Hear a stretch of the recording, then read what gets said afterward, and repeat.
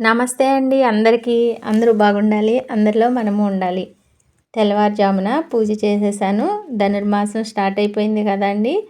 ఇక ఇలాగ పూజ చేసుకుని గుడికి వెళ్ళాలని త్వరగా పనులు కూడా చేసేసుకుందామని చెప్పి ఈయనకి క్యారేజీ అది ఇచ్చేయాలి కదా, త్వరగా పనులు అవి చేసేద్దామని పూజ చేసేసుకున్నానండి త్వరగా.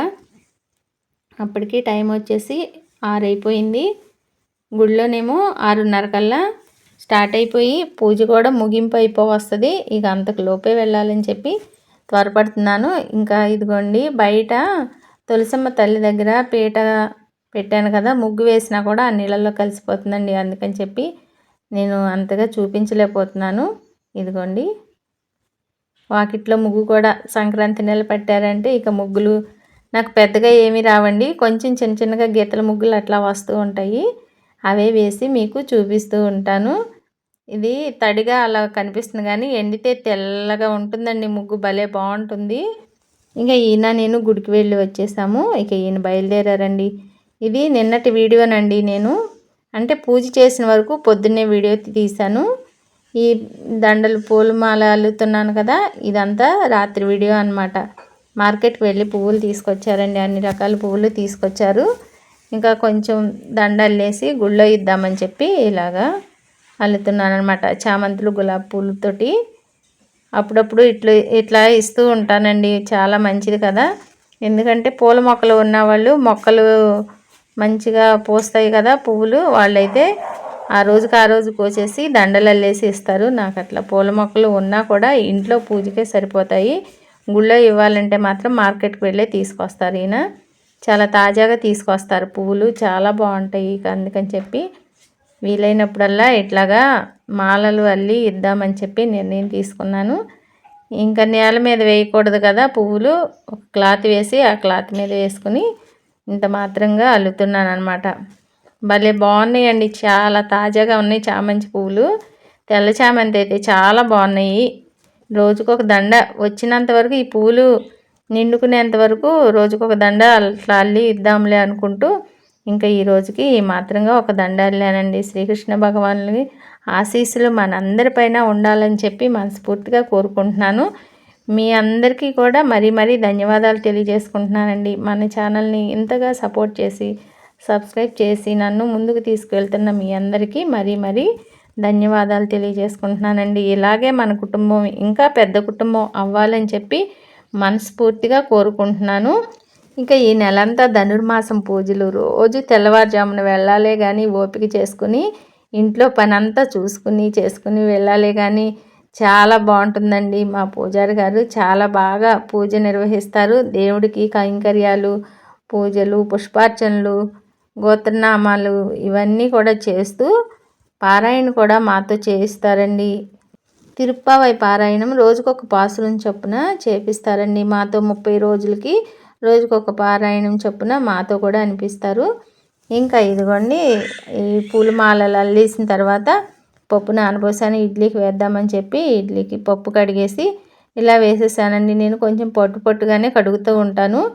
అలాగని చెప్పి మరీ పొట్టు ఉంచేసి అని కాదు, ఇంకా పప్పు నలుగుతూ ఉంటుందిలే అని చెప్పి ఈలోపు పొయ్యి గట్టంతా క్లీన్ చేసుకుందామని చెప్పి ఇలాగా శుభ్రం చేసేసుకుంటున్నాను. 2 రోజులకు ఒకసారి, ప్రతిరోజు తుడుస్తానండి, బాగానే తుడుస్తాను. 2 రోజులకు ఒకసారి ఇలాగా నీళ్లు పోసేసి కడిగేస్తే నీట్గా ఉంటుంది కదా. ఆయిల్ జిడ్లు అవి గోడంతా పొయ్యి అంతా పడి చికాకుగా అనిపిస్తూ ఉంటుంది. అలాంటప్పుడు కొంచెం మనం ఓపిక చేసుకుని పొయ్యి గట్టంతా ఇలా శుభ్రం చేసేసుకుంటే మనకు వంట చేసుకునేటప్పుడు మైండ్ చాలా ప్రశాంతంగా ఉంటుంది. వంట కూడా బాగా చేయాలనిపిస్తుంది, టేస్ట్ కూడా మంచిగా కుదురుతుందండి. చిరాకుగా ఉందనుకోండి పొయ్యి దగ్గర, అసలు వంట మంచిగా చేసినా కూడా రుచిగా కూడా అనిపించదు అని నేనైతే అనుకుంటాను. అందుకని చెప్పి ఎప్పటికప్పుడు నీట్గా చేసేస్తూ ఉంటానండి. ఇంకా ఇలాగా ఆ పప్పు నలుగుతూ ఉన్నంత వరకు కొంచెం మధ్యలో ఒకసారి చూసుకుంటూ రవ్వ ఒకటి నానపోసానండి. రవ్వ కూడా కడిగి పెట్టేసుకున్నాను. ఇడ్లీ రవ్వ నానపెట్టాను, అది కూడా కడిగేసేసి 4 వంపులు వంపేసేసి పక్కన పెట్టేశాను. కొంచెం పిండి ఎక్కువే వేసానంటే, ఎందుకంటే పునుగులు కూడా వేద్దామని, చిన్న పునుగులు వేద్దాము, విడిగా పిండి కొంచెం ఉంచేసి కొంచెం తీద్దాము అని చెప్పి ఇడ్లీ రవ్వ కలపకుండా అలాగా అనుకున్నాను. ఇక ఇది కూడా పొయ్యి శుభ్రం చేసేసుకోవటం అయిపోయింది కదా. ఇలా చేయకపోతే అసలు జిడ్డు జిడ్డుగా ఉండి మనం వండుకుని చేసుకునేటప్పుడు కూడా అస్సలు బాగోదండి. అందుకని ఎప్పటికప్పుడు నీట్గా పెట్టేసుకుంటాను. ఇంకా వాటి మీద ఇవి ఉంటాయి కదా స్టవ్ స్టాండ్లు ఉంటాయి కదా గిన్నెలు పెట్టుకునేవి, అవి మాత్రం ఈ షింక్లోనే శుభ్రం చేసేస్తానండి. ఎందుకంటే అప్పటికప్పుడు మళ్ళీ కడిగిన వెంటనే తుడిచేసి పెట్టేసుకోవాలి కదా. ఇలాగా గిన్నెలతో మరి వేయను అనమాట. ఇవి ఎప్పుడన్నా వేసాను అంటే ఇక స్టవ్తో పని లేదు అనుకుంటేనే వేస్తాను. పప్పు అంతా అయిపోయిన తర్వాత పిండి కలిపి వేసేసి ఇడ్లీ వేయాలి కదా. ఇక అందుకని చెప్పి గిన్నెలు అవి అంతకుముందులే కడిగేసి అట్టు పెట్టేసుకున్నాను. ఇంక ఈ 4 గిన్నెలు, ఈ 4 ఇడ్ల కోసం, ఈ 2 స్టాండ్ల కోసం బయట ఏమి వేసి కడగనులే అని చెప్పి ఇంకా షింక్లోనే కడిగేస్తాను అనమాట.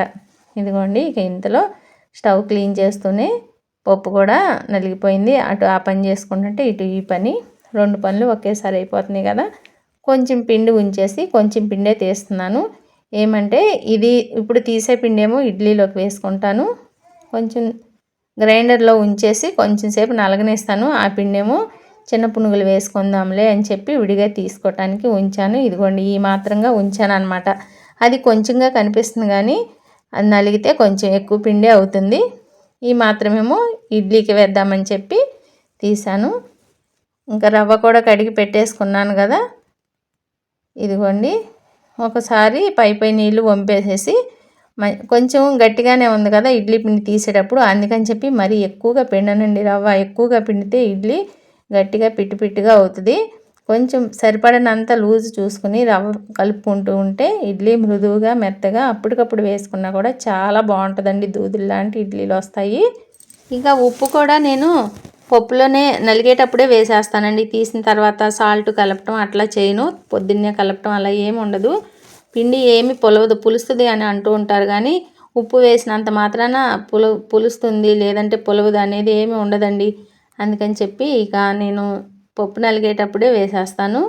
సరిపడినంత ఉప్పు చూసుకుని ఇక ఈ మాత్రంగా కలిగి తిప్పేసేసి పిండి రవ్వ కలిపేటట్టుగా కలిపేసేసుకుని చుట్టూ గిన్నెకి పిండి అంతా అంటుకుంటుంది కదా, అదంతా కూడా నీట్గా చేసేసి పక్కన పెట్టేసుకుంటే ఇంకా ఇడ్లీ వేసుకునేటప్పుడు నీట్గా ఉంటుంది కదా అని చెప్పి చేతులకి అంతా ఉన్నదంతా శుభ్రం చేసేసుకొని పిండిలోకి అంతా కలిపేసేసి నీట్గా తుడిచేసి పక్కన పెట్టేశాను.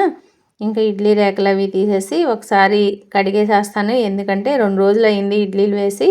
ఇక అందుకని చెప్పి ఒకవేళ అప్పటికప్పుడు వేసినా కూడా కొంచెం తొలుపుకుంటాం కదా, అలాగనమాట. ఇంకా కడిగేసి ఇడ్లీ రేకలకి నేను నెయ్యి కానీ నూనె కానీ ఏమి రాయనండి. అట్లా నీళ్ళ తడి మీదే వేసేస్తాను. చాలా నీట్గా వస్తాయి. కాకపోతే కొంచెం ఆ నీళ్ళు మరిగే వరకు ఐలో పెట్టుకున్న తర్వాత సిమ్లో పెట్టేసేసుకుంటే 5 నిమిషాల్లో కుక్ అయిపోతుందండి. చాలా బాగుంటున్నాయి ఇడ్లీలు కూడా. ఇక ఈ మాత్రంగా చేసేస్తున్నాను కదా ఇడ్లీ. ఇంకా దానిలోకి చట్నీ వద్దు, కారపొడి చేయమన్నారండి.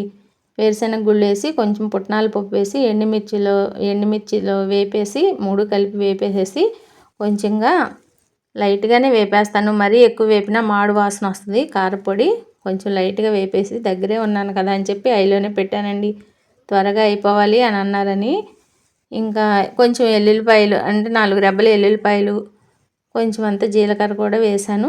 ఇంకా అవి చల్లారుతూ ఉంటాయి. ఈలోపు పునుగులకని చెప్పి పిండి ఉంచాను కదా, నలిగిపోయింది. ఆ పిండి కూడా తీసేస్తున్నాను. కొంచెం పిండిలేండి, ఎక్కువగా ఒక్కసారి రెండిట్లకి వేశాను కదా, అది కొంచెం ఇది కొంచెమే వచ్చింది. అందుకని ఇదిగోండి ఈ మాత్రం. ఇంకా దీంట్లో కొంచెం గోధుమ పిండి, మైదా పిండికి అయితే కలపనండి, గోధుమ పిండి కలుపుతాను. గోధుమ పిండి కొంచెం అంతా వేస్తే కొంచెం బియ్యం పిండి వేస్తాను. వేసి చక్కగా ఉల్లిపాయ, పచ్చిమిర్చి, అల్లం ముక్కలు దానిలో వేసి ఉంటే కొత్తిమీర కూడా వేసుకుని పునుగులు వేసుకోవచ్చు. ఇప్పుడే వేయనండి, రేపు ఎప్పుడైనా మధ్యాహ్నం పూట వేసేస్తాను స్నాక్స్ కింద. ఇంకా ఇంతలో అవి కూడా చల్లారిపోయినాయి. మిక్సీ పట్టేశాను కదా జార్లో, అదేమో ఆ పొడి అంతా చల్లారిన తర్వాత ఒక గాజు సీసాలోకి తీద్దాములే అని చెప్పి పక్కన పెట్టాను. ఇంతలో ఇడ్లీ కూడా ఉడికిపోయింది. భలే మెత్తగా ఉడికిపోయిందండి. వేడిగా అసలే చలిగా ఉందేమో. ఇప్పుడే వస్తున్నారు ఆయన సాయంత్రం పూట. ఇంకా స్నానం చేసేసి వచ్చేసరికి వేడిగా ఇడ్లీ పెట్టేసేసానండి. ఇంకా అదంతా రాత్రి వీడియోనండి. ఇక తెల్లారిపోయింది కదా, ఇంట్లో పూజ చేసేసుకుని ఇలాగా రామాలయంకి వచ్చేసామండి. అప్పటికే భక్తులు వచ్చి ఉన్నారు. నేనే లేట్గా వెళ్ళాను, ఎందుకంటే ఇంట్లో అన్నీ చేసుకుని వెళ్ళాలి కదా. ఇంకా వెళ్ళి నేను కూడా దర్శనం చేసుకున్నానండి. మీకు కూడా కొంచెం షేర్ చేద్దాము. మీరు కూడా దర్శనం చేసుకుంటారని చెప్పి చిన్న వీడియో క్లిప్ అయితే తీసుకున్నాను. అంతా నేనే తీసుకుని నేను అక్కడ పూజ చేసుకోవాలి కదండి, అందుకని నాకు వీలు పడలేదు. ఉన్నంత వరకు తీశాను. ఇదిగోండి, ఈ దీపాలు కూడా అక్కడికి వచ్చిన భక్తులు వెలిగిస్తారండి. అలాగే నేను కూడా వెలిగించి దండం పెట్టుకున్నాను. చాలా సంతోషంగా అనిపించిందండి. ఈరోజు చాలా రోజులకి గుడికి వెళ్ళాను. వీలు పడట్లేదండి, లేదంటే అసలు రోజు వెళ్ళేదాన్ని. అంటే ఈ ధనుర్మాసం వస్తే రోజు వెళ్ళేదాన్ని. వీలు పడినప్పుడేమో అప్పుడప్పుడైనా వెళ్తూ ఉండేదాన్ని. ఇప్పుడైతే చాలా రోజులు అయింది అనుకుంటూ ఇదిగోండి, శ్రీ సీతారామచంద్రుల వారు, లక్ష్మణ స్వామి, గోదాదేవి, కన్నయ్య అందరూ కూడా దేవుళ్ళు వేంచేసి ఉన్నారండి. ఇక మా పంతులు గారు అందరి పేర్ల మీద గోత్రనామాలతో పూజార్చనలు అన్నీ చేసి మంచిగా ఇంకా నైవేద్యాలు అవి చేస్తారు. తెల్లవారుజామున 3 గంటల నుండి వారి సతీమణి రేవతి గారు నైవేద్యాలు అవి మడికట్టుకుని శుభ్రంగా మడితో చేస్తారు. చాలా మంచిగా ఎంత రుచిగా ఉంటాయంటే దేవుడికి నైవేద్యం సమర్పించిన నైవేద్యాలు ప్రసాదాలు కదండి, చాలా రుచిగా ఉంటాయి. అందులో మా రేవతి గారు చేశారంటే ఇంకా వాటికి తిరిగే ఉండదన్నమాట. ఇంకా మా పంతులు గారు అందరికీ ఆశీస్సులు ఇచ్చి తీర్థప్రసాదంలో అన్నీ ఇచ్చారండి. తీసుకుని అక్కడే ప్రసాదాలు కూడా తినేసేసి ఇక ఇంటికి బయలుదేరిపోయామండి. వీడియో నచ్చితే లైక్ చేసి, షేర్ చేసి, సబ్స్క్రైబ్ చేయండి. మరో మంచి వీడియోతో మీ ముందుకు వస్తాను. ఉంటాను.